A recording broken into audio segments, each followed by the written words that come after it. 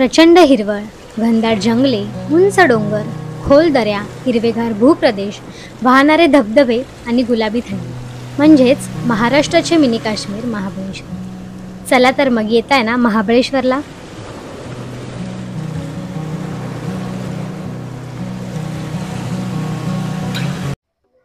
Good morning, मी स्नेहा आणि माझ्या नवीन ब्लॉगमध्ये तुम्हा सगळ्यांचं स्वागत. माझ्या बॅकग्राऊंडवरून तुम्ही ओळखलंच असेल की मी कुठे आहे. तर येस, मी आहे माझ्या गावी म्हणजेच साताऱ्यामध्ये.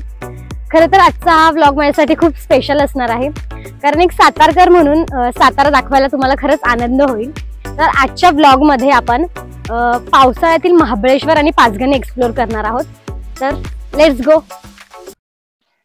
आता आपण आलोय वाई बस स्थानकावरती. मी तर बाईकवर आलीये, पण तुम्हाला जर महाबळेश्वर पाचगणीसाठी लोकल ट्रान्सपोर्ट हवं असेल तर तुम्ही वाई बस स्थानकावरून बस पकडू शकता. इथे सतत बसेस अवेलेबल असतात, त्यामुळे बजेटमध्ये सुद्धा तुम्ही फिरू शकता. एकदा आपण महाबळेश्वर पाचगणीमध्ये पोहोचलो की इथे बऱ्याच टुरिस्टच्या गाड्या अवेलेबल असतात, ते तुम्हाला सगळे पॉईंट्स फिरवतात. त्यांच्या रेटचं जर सांगायचं गेलं तर 3 ते 3,500 रुपये एका दिवसाचे 4 सीटर कारचे रेट असतात. चला तर आता आपल्या पुढच्या प्रवासाला सुरुवात करू.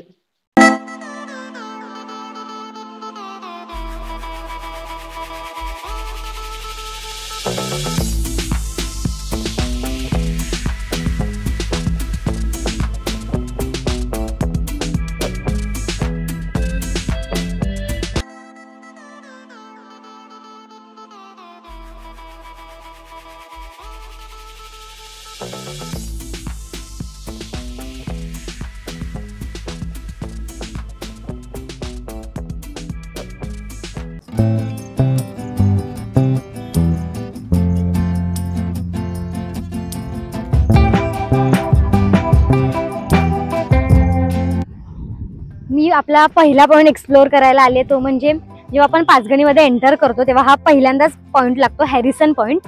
इथून पूर्ण पाचगणी, नंतर माझ्या मागे जी आहे ती वाई, हा पसरणी घाट दिसतो. तर याच घाटाने अफजल खान शिवाजी महाराजांना भेटायला आला होता. या घाटाचं नाव आहे पसरणी घाट.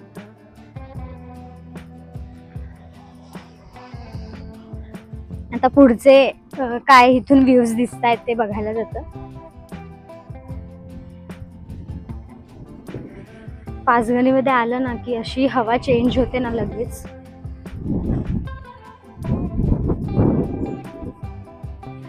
या पॉइंटला 2 व्हीलरला 20 रुपीज पार्किंग चार्जेस आहेत आणि 4 व्हीलरला 40 to 60 रुपीज आहेत. आम्ही 2 व्हीलरवर आलो होतो, आम्ही पण इथेच पार्क केलेली आहे गाडी. एक असं प्रायव्हेट, ते म्हणाले प्रायव्हेट असल्यामुळे प्रत्येकाकडून प्रत्येकाला पावती ॲक्च्युली फाडायलाच लागते. हा असा पॉईंट आहे हा पूर्ण. थोडक्यात टेबल लँड मी तुम्हाला पुढे दाखवेन. टेबल लँड जसं आहे तसाच दिसतो. टेबल लँडला घोडे आणि वेगवेगळ्या ॲक्टिव्हिटीज असतात. इकडे ॲक्टिव्हिटी नाही, हा फक्त एक व्ह्यू पॉईंट आहे की इथून असं चारी बाजूनी व्ह्यू दिसतो.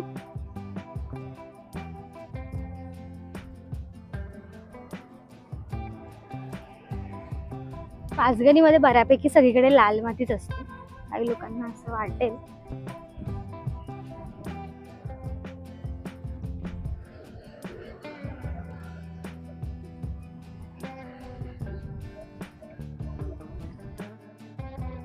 पाचगणी म्हणजे काय तर 5 पठारांचं एक गाव.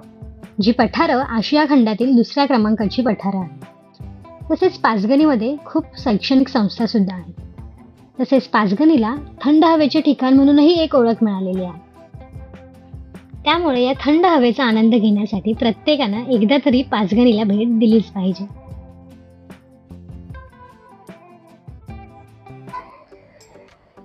आता आपण दुसऱ्या पॉइंटवर आलेलो आहोत, पाचगणीचा सेल्फी पॉइंट. काही आमचे पप्पा सेल्फी घेत आहेत, साक्षीला सामान पकडून ठेवलेलं. मस्त पॉइंट. आता गर्दी कमी, आम्ही लवकर आलो त्यामुळे, पण इथे प्रचंड गर्दीची आहे सेल्फी पॉइंटवरती. इथे पाचगणीमध्ये एंटर केल्याच्या नंतर पहिला सेल्फी पॉइंट येतो. इथून व्ह्यू पण खूप छान आहे.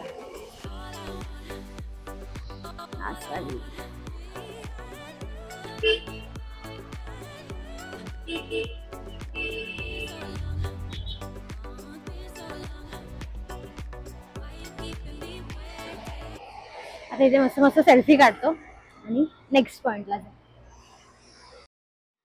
पाचगणीचा सेल्फी पॉइंट एक्सप्लोर केल्यानंतर आता आपण पाचगणीतल्या एका मंदिराला भेट देणार आहोत. वाई पाचगणी या मुख्य रस्त्याला लागूनच घाटजाई देवीच्या प्रवेशद्वाराची रेखीव अशी स्वागत कमान दिसून येते. पुढे काही पाऊल वाटांवर दाट अशा वनराई टेबल यांच्या कुशीत घाटजाई देवीचे हे प्रशस्त असे मंदिर आहे. या सुंदर अशा पायऱ्यांवरून आपण घाटजाई देवीच्या प्रवेशद्वाराजवळ पोहोचतो.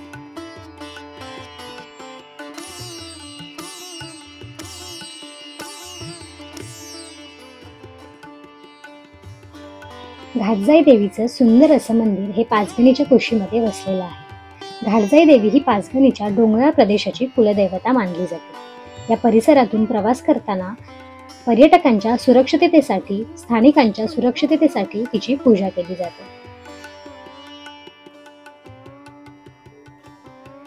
मंदिराचं हे मुख्य प्रवेशद्वार असून इथून आत गेल्यावरती आपल्याला घाटजाई देवीचं दर्शन घेता येतं.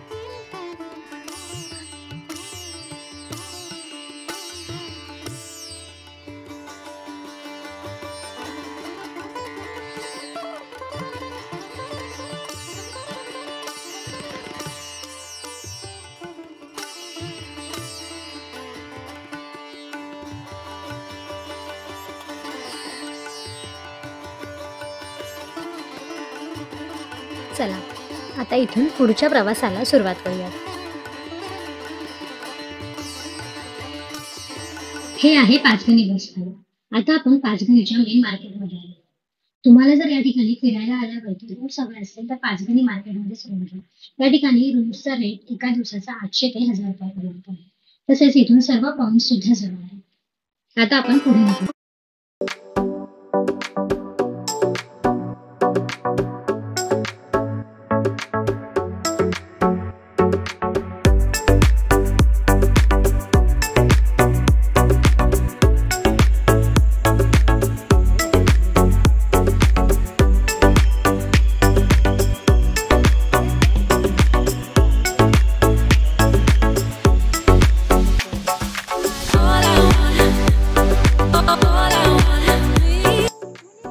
आतापर्यंत आपण 2 पॉइंट पाहिले, हेल्सन पॉइंट आणि त्याच्यानंतर पाचगणीतला सेल्फी पॉइंट. पण आता आपण ज्या ठिकाणी आलो आहोत त्याला एक हिडन गेम असं आपण म्हणू शकतो.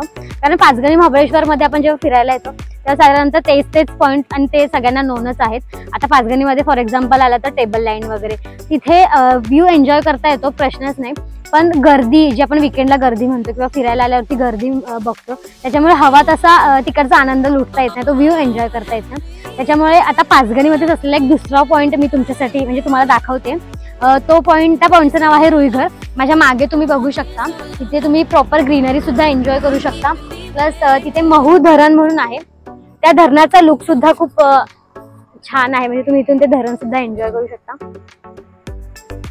त्या धरणाच्या आजूबाजूला बरीच गावं होती, ती पुनर्वसनामध्ये ती गावं गेलेली आहेत. तसं तुम्ही इथे खाली पाहू शकता.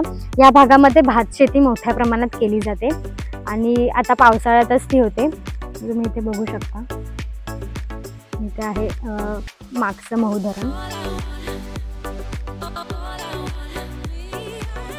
तिथे सुद्धा एक धबधबा आहे, पाहू शकता. तो पावसाळ्यामध्ये आता पावसाला जेव्हा सुरुवात झाली त्याच्यामध्ये थोडासा दिसतोय. तर हा होता रुईघर पॉइंट. तुम्हाला ही भात शेती जर जवळून पाहायची असेल तर तुम्ही ती पाहू शकता. म्हणजे इथून असा हा सरळ खाली रोड जातो. रोड सुद्धा खूप सुंदर आहे. जर तुम्ही फॅमिली सोबत येत असाल, लहान मुलांसोबत येत असाल तर इथे एक पार्क आहे, जसं आपण रिसॉर्ट वगैरे म्हणतो. पण इथे वेगवेगळ्या ऍक्टिव्हिटी पण आहेत, स्टेला सुद्धा आहे. एकंदरीत तुम्ही इथे असं छान एन्जॉय करू शकता. पाचगणीचं आणखी एक वैशिष्ट्य म्हणजे इकडे रस्ते खूप सुंदर आहेत. असं छान व्ह्यू तुम्ही इथे एन्जॉय करू शकता. त्याच्यामुळे तुम्हाला गर्दीच्या ठिकाणी जे तेच पॉइंट आहेत तिथे न जाता तुम्ही ह्या अशा छोट्या मोठ्या पॉइंटला येऊन, आता हा रुईघर पॉइंट लक्षात ठेवा, नेक्स्ट टाइम जेव्हा पाचगणी महाबळेश्वरला याल तेव्हा या पॉइंटला नक्की भेट द्या.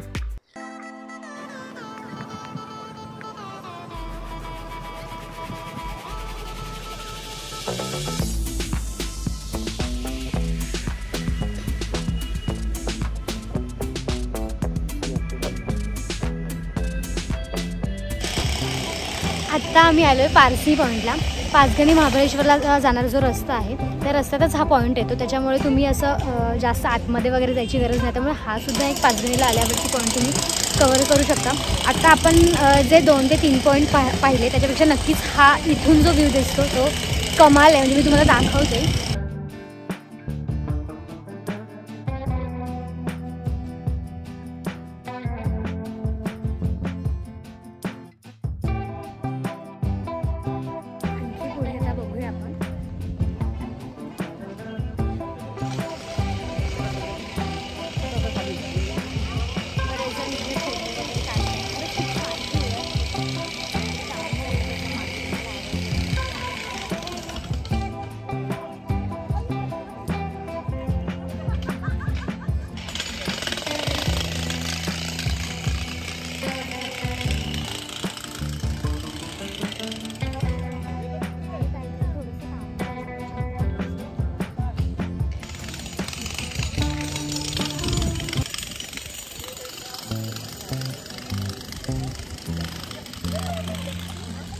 तुम्हाला जर तिथला प्रॉपर व्ह्यू बघायचा असेल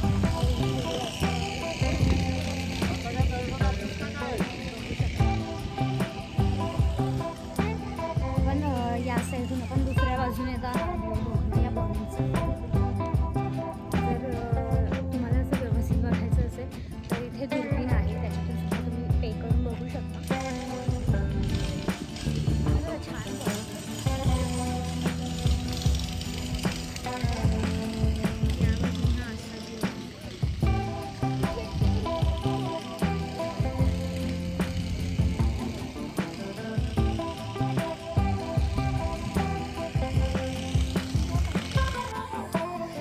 महाबळेश्वर मध्ये आलेलो आहोत.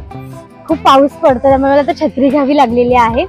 आता महाबळेश्वर मधल्या जे आपण पॉइंटला आलो त्या पॉइंटचं नाव आहे भिलार वॉटरफॉल. या पॉइंटला सुद्धा तुम्ही महाबळेश्वर मध्ये आल्यावरती व्हिजिट करा. इथे सुद्धा जास्त गर्दी नसते त्याच्यामुळे हा सुद्धा खूप छान. आता इथे सध्या धुकं आहे त्याच्यामुळे हा वॉटरफॉल व्यवस्थित दिसत नाहीये, पण जसा पाऊस झाला आणि थोडंसं धुकं कमी होईल तर हा सुद्धा वॉटरफॉल खरंच बघण्यासारखा आहे. इथे हॉर्स रायडिंग सुद्धा आहे, त्याचा सुद्धा तुम्ही आनंद घेऊ शकता. आता आम्ही मस्त गरमागरम मक्याचं कणीस खाणार आहे. मस्त वातावरण झालेलं आहे आणि आता मी मस्त मक्याचं कणीस खाणार. चला दादांना सांगूया. भिलार वॉटरफॉलला आल्यावरती इथे एक दादा आहेत, त्यांच्याकडून तुम्ही हे असं कणीस नक्की घ्या. ते खूप स्वस्त आणि मस्त देतात. तुमचं नाव सांगा. तुमचं नाव सांगा. माझं नाव विजय. पूर्ण नाव? विजय सपकाळ.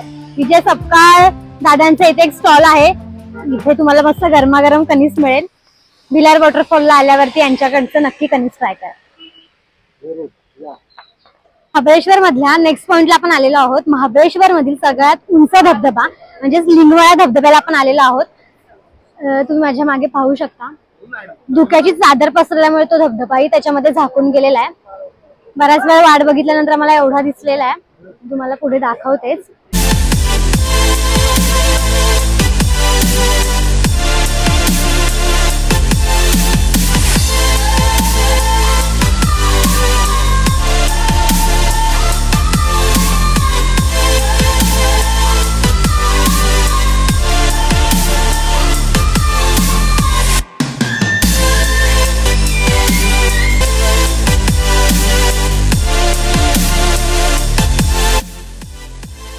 तर हे होतं पावसाळ्यातील महाबळेश्वर आणि पाचगणी. मुळात सातारा किंवा महाबळेश्वर पाचगणी हे एका एपिसोड मध्ये कव्हर करण्यासारखं नाहीच आहे. त्यामुळे साताऱ्यातील आणखी नवीन नवीन ठिकाणं पाहण्यासाठी चॅनलला नक्की सबस्क्राईब करा आणि हा व्हिडिओ कसा वाटला हे कमेंट करून नक्की करा.